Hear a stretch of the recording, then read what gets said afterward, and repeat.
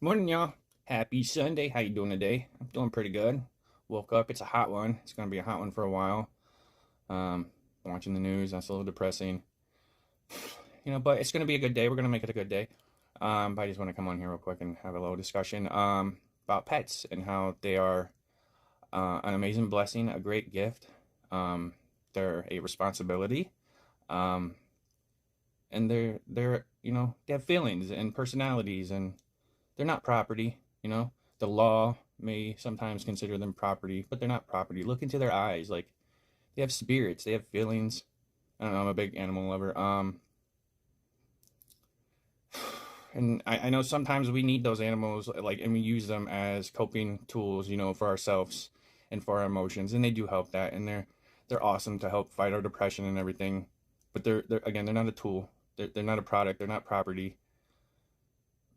They're living beings, and before you take the responsibility of having one, make sure you're okay yourself first, because it hurts them a lot to be, swapped around back and forth. And this is coming from a person as a child who was swapped around back and forth. It's a lot like living in group homes and foster homes where, you think you're going somewhere where someone wants you, and then either because of logistics or just emotions or whatever, they eventually don't want you, and so then you're carted off somewhere else, and then you're carted off somewhere else.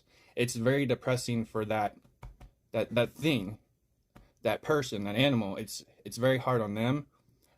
It puts them into a depression.